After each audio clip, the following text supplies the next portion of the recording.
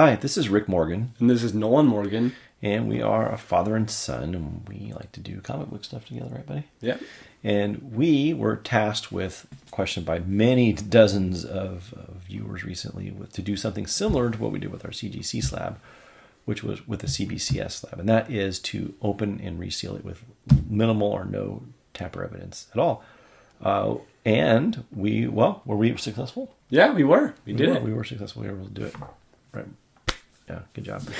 So we want to show you how we did it and what level of success we had. It was definitely more difficult than with the CGC book, which was almost not a problem at all. It was almost barely an inconvenience, they would say, right? But this one was harder, and I think with more practice and some precautions, we'd basically have an operation. We can make an SOP. Faster. Yeah, we definitely could do better and faster. So, what was the first thing that we did, Nolan? We looked over the security features first of all and make sure there's anything we could look out for, and especially one thing that there's there's giant parts you could look through and open and stuff like that on the sides. Yeah. So we had a big gap that you could just pull this. You could almost pull this book out of the side anyway. You could just open this up and if it wasn't so long in one piece, you could just pull it right through. And with the CBCS Slab, the label and the book are one piece. So that's an extra level of difficulty, which is not that big of a deal. You can definitely solve that problem, but it is harder than with the CGC. And the first couple times we did it, it was not as good. The last two security features that we looked at, we were much more successful, and I think very successful, in fact, at the end. And we will show you our failures and our purported success. We can do more practices.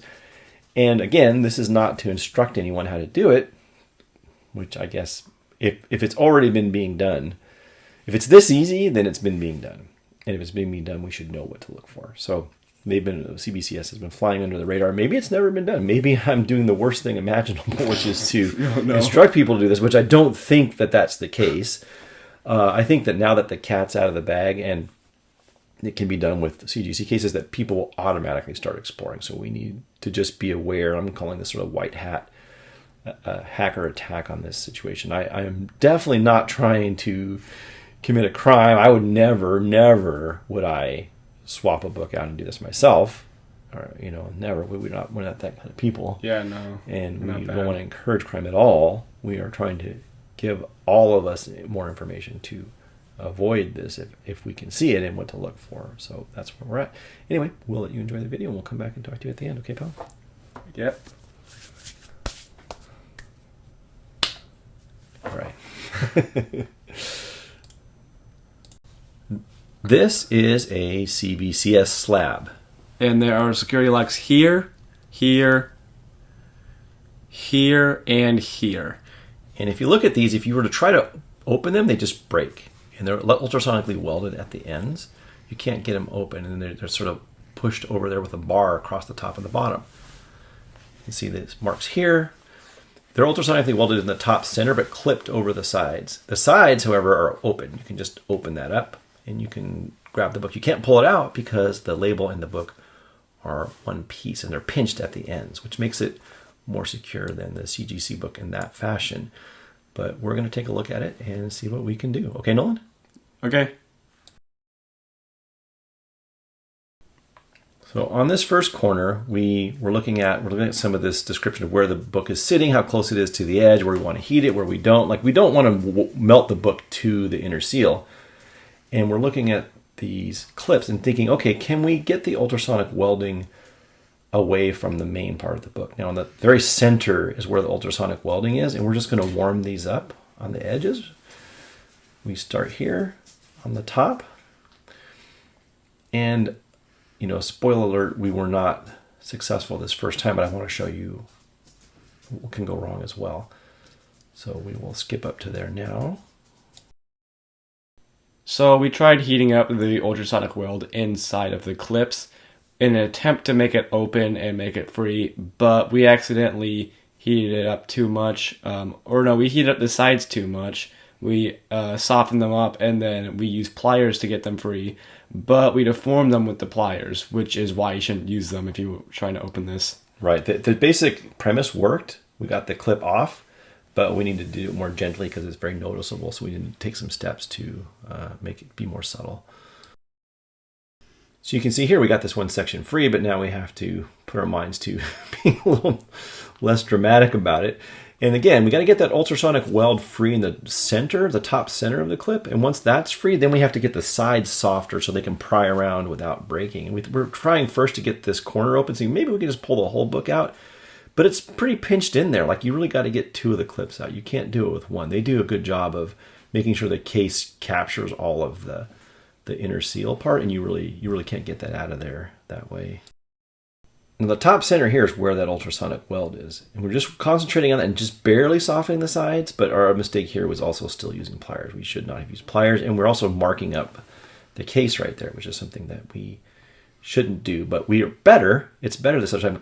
We pop this right off. It's still soft, so we've got a little bit to work with, and bloop, it comes off, just like that. Now, this has obviously been tampered with, but we now know what to do if we want to make it look like it's not been tampered with. All right, so we got it open, and the next thing we want to do is try to remove the label from the inner heat seal in a way that we can reseal it, because this should be pretty simple to reseal with a standard heat sealer. These marks look just like the blue one I have, and I think you can just cut it and then reseal in the same spot. As long as you do it really close to the original heat seal, you can do that. First of all, we tried to pull this out because it's not sealed on the sides, but there's this little spot where this particular book was heat sealed to the inner part, and we were in danger of tearing it. And so we cut it open. I'm not sure all of them have that, but if that heat seal wasn't there, we would be able to just slip that right out and put a different one in. It would be barely an inconvenience. But we decided to cut it open right along the seam of the original heat seal. And again, this is just a regular U-line heat sealer. It would just seal right over this cut. I could just, remove that and then heat seal again, and, it could be hidden from view. So take this out just with my regular Benchmade pocket knife. I didn't cut it all the way, so I kind of broke it at the end a little, but you get the idea. And just for demonstration purposes, we put the same label back in backwards.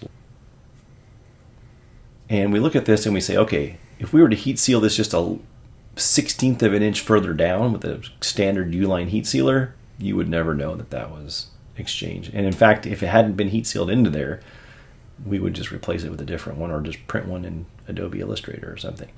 And then we put it back in the case, and then we are trying to put the security feature back on. Now it's pretty mangled. This one's pretty obviously been deformed by the pliers and overheating it. But once we get the temperature and the gentleness of what we need to do figured out, I think it's going to be, especially with a few practices, it would be very difficult for us to spy what some kind of misanthrope or miscreant or ne'er-do-well was doing to these things.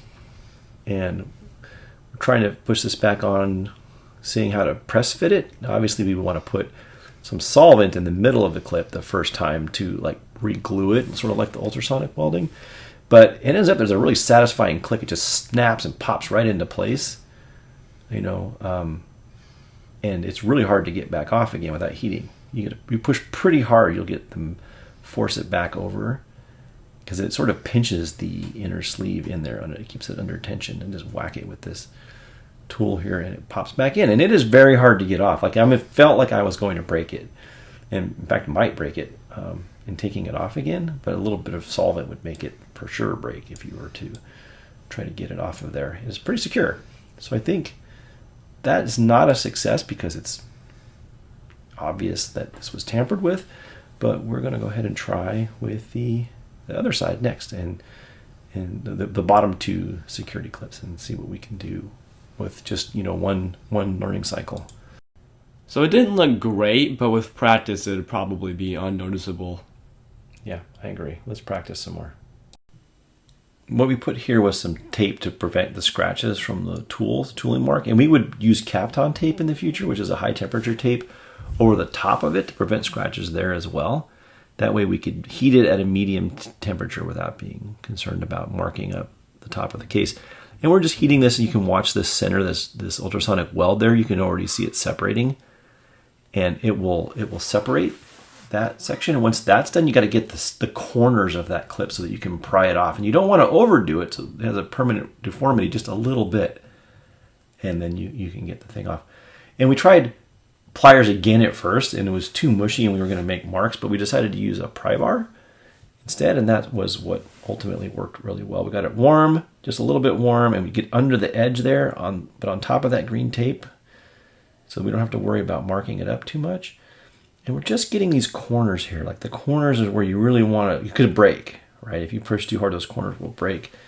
But if we just warm it just a little bit, without, of course, melting it, which is the trick, you'll have to find the temperature and time. Basically, I think if you just put this whole thing in an oven at the right temperature, you could automatically make it correct. And then we give it a try with the pry bar. And you can see we have much more success this time. It just sort of lifts right off. And it's gentle, pops up, and that side's easy peasy lemon squeezy. And we switch the tape to the other side and continue the same thing. So we're already getting better at it in this other side here. And you can see it just pops right off of there. And that came off. Yeah, it was pretty easy to do in that case. And we have way fewer scratches because of this. Now the thing is it noticeable? Well, it's hard to tell because we'd actually already heated all four corners at once and they were all slightly deformed anyway. But when you push this back together, it's actually pretty easy to get back together. And this one, I'll show you in a little bit when I'm all done, is, you can sort of tell there, but I think if you put some xylene, some solvent underneath it to fill in that gap, so it was harder to tell and you were more gentle about it, with a little bit of practice, you could definitely make this so it's not that apparent. Also, but now you know what to look for. Look for these clips. Look for some stretches marks and bite marks and weird stuff to see if something's been taken out of a case. There are some marks here. You can see them a little bit, but got left the tape in there. Oops. But we now know how to not make them appear there. We could put some Kapton tape around everything, put a rag under the tools, and you wouldn't be able to see much anything at all, I don't suspect. I think you could make this subtle, but now we know what to look for if we are suspicious. So Nolan has left me to go play Halo, but this is the case. And take a look. I'll hold it up to this camera as best I can. See what you think. Does that look like it's been broken into? Maybe? I don't know. It's hard to tell because it was manipulated so much that we don't really know. I would say the bottom, maybe. You can look at it and see what you think. You can see the top for sure, because that was overheated and we used lots of tools and it got some scratch marks on it. It looks like it's been manipulated. I think that if someone were to be handling that with tape all around it, put some Kapton tape on so the tools don't touch it directly, use some xylene or some solvents and maybe some acetone, a couple drops on there, let's soften that acrylic and then push it back down on there so that it looks like it's married to that really tightly. I don't think you can get it off. Like right now, if I push really hard, I cannot get this. Like it's very difficult to push these off of here. Like it feels like they're going to break.